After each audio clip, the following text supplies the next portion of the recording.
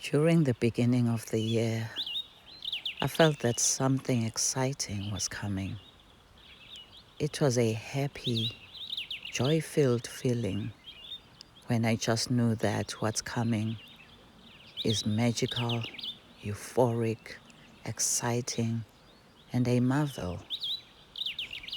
But what could it be, I wondered?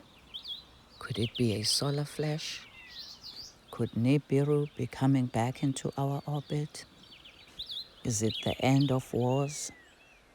Too many questions, right? And it's unsettling.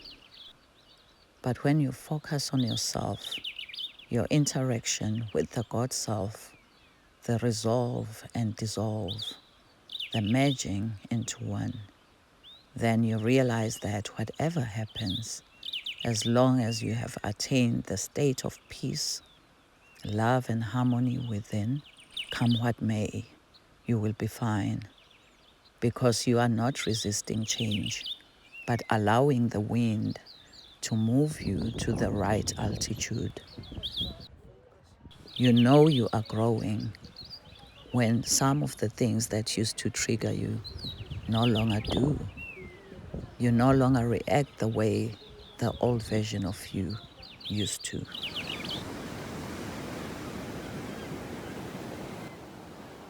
The winds of change are here, and there is no going back to sleep once you have seen through what was once hidden and what we were blind to.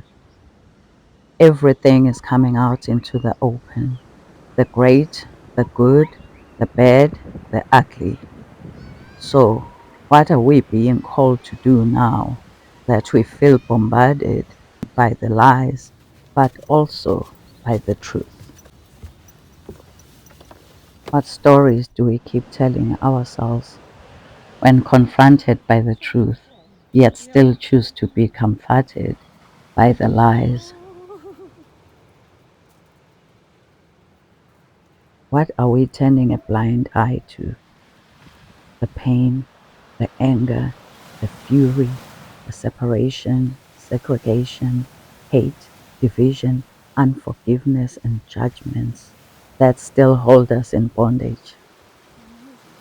Are we still stuck on a loop, pressing the repeat button that just goes echoing what we no longer should be holding on to, or even what we thought we had released, only for the narrative to be still playing back? While we are feeling the weight of the world, can we do so without carrying it, but rather recognize it and transmute it? We are able to tell which baggage is ours and which is not, so that we don't overwhelm ourselves and lose focus, focusing on the weight, then rather focusing on the light that you are, that lifts the fog and says, I can no longer carry you, and so I'm letting you go.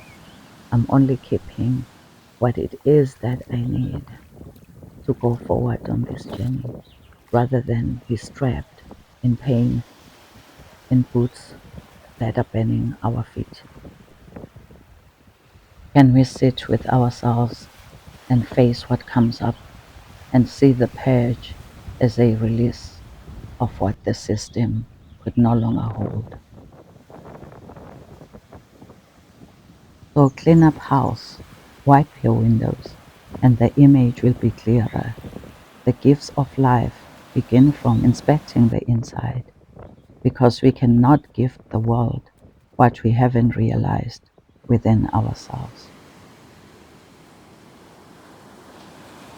We cannot confront the injustices and the filth from the outside. We have to start from the inside. For the new to emerge, the old has to die. Just as within every ending, there is a new beginning. Our gift right now is to recognize the power we have, individually but also as a collective, the power to change things. It is to embody as much light love, and compassion so that the world can transform.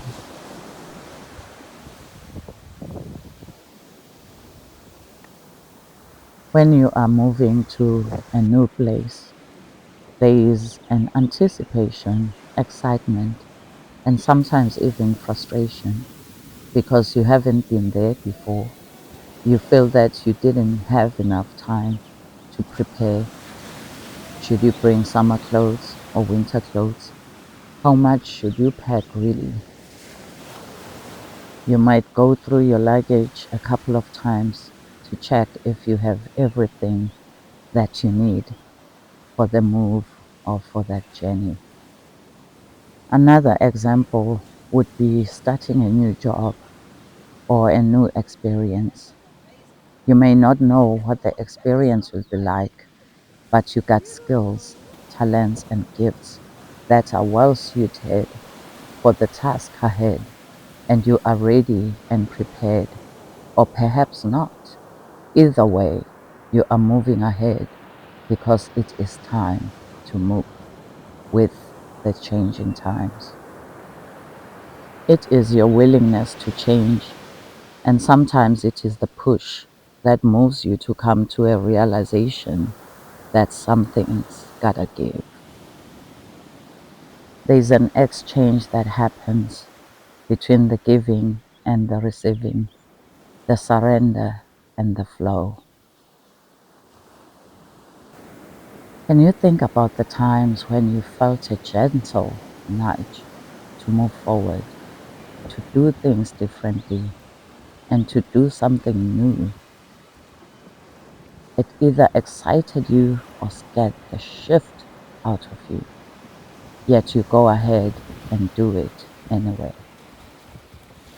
Or you may decide that you are comfortable with the way things are like, and you say, "Don't rock my boat." That was close. Oh shit.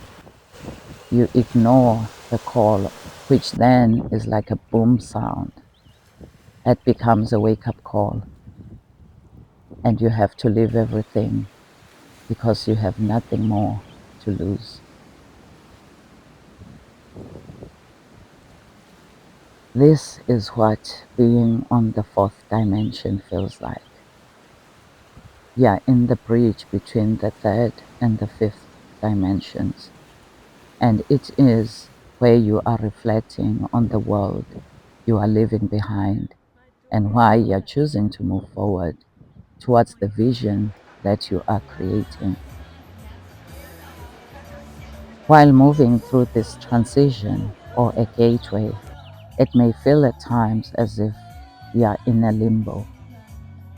Your body is still in the third dimension, your mind adjusting its focus in the fourth, but your spirit has already traveled further and has tasted the life that your dreams wove into existence. Change can be uncomfortable and unsettling at times, but the unwillingness to change is what keeps us stuck. The doubting Thomas says, "Better is the devil I know, yet the one who is risen has tasted the illumination, the nod, the sweetness of the Christ who is risen within."